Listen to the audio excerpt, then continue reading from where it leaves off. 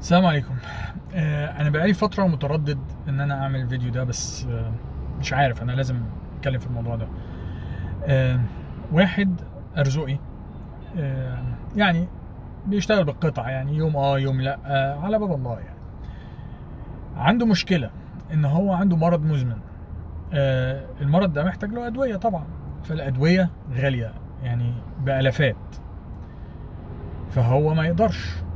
فالمهم قدر ان هو يجيب العلاج بتاعه على نفقة الحكومة، اللي هو على نفقة الدولة. فالفترة اللي فاتت دي الأدوية كلها غليت، ما باللي حاصل في البلد والدولار ومش الدولار ده متوقع. المشكلة دلوقتي ان هو بقى اما بيجي يروح عشان ياخد الدواء ما بيدلوش الكمية الكافية للمدة اللي هو المفروض كل فترة بيروح ياخده. فبيقول لهم ليه؟ فبيقولوا له علشان ما معناه على قد الفلوس اللي نازله لك. طيب يا جماعه، دلوقتي الدواء لو ما خدتوش هتحصل مضاعفات ممكن تؤدي للموت، يعني عارف اللي هو مش حاجات بسيطه يعني، بس مهم. فيعمل ايه؟ ايه المطلوب ان هو يعمله؟ انا مش عارف. وده انا بقالنا فتره بنسمع شعارات رنانه من بعض الوزارات ومن الحكومه والكلام ده كله، اللي هو لكل مواطن ونعمل ونسوي ومش عارف ايه.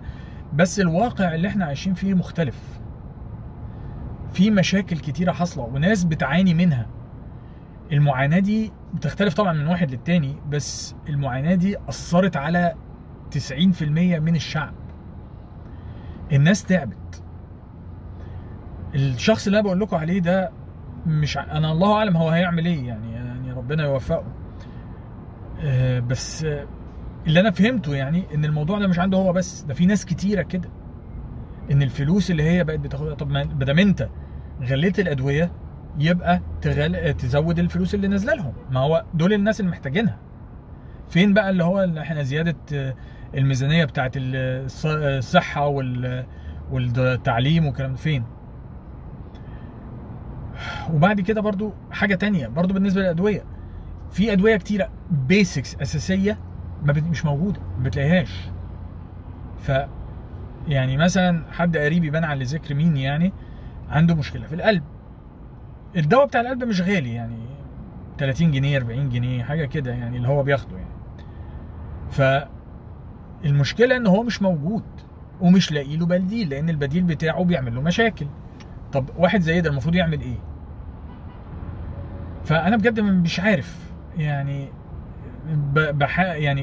بحاول ان انا من خلال الرساله دي يعني على الله توصل الكلام ده لحد من المسؤولين وياخد موقف، او يحصل حاجه او حاجه تتغير. لان فعلا يعني المرض ما فيهوش هزار، يعني ده انت بتتكلم في حياه او موت. معنى ان انت بتزود الادويه وما تزودش الفلوس اللي نازله، او ان انت ما تلاقيش الادويه، الناس ما تلاقيش الادويه اللي هي المفروض تاخدها، معنى كده ان انت بتقول للناس دي روحوا موتوا، انا ماليش دعوه. ودي مشكله، لان نسبه كبيره دلوقتي من الشعب، من الناس، ما بقتش شغاله قطاع خاص ولا حكومه ولا شركات ولا لان ما فيش حد بيعين دلوقتي، او يعني نسبه التعيين قليله. فالناس كتيره كلها لو احنا بنقول عليهم فريلانسرز يعني، او بيشتغلوا باليوميه، او عامل او بنا او اي حاجه، يوم ويوم لا. فلازم الموضوع ده يبقى له حل. يعني ما ينفعش ان انت تاخد وما تديش، او يعني الناس اللي محتاجه ما تديهاش. اتمنى ان كلامي ده يوصل لحد، وان حاجه تتاخد، حاجه تحصل في هذه المنظومه، وخاصه الصحه.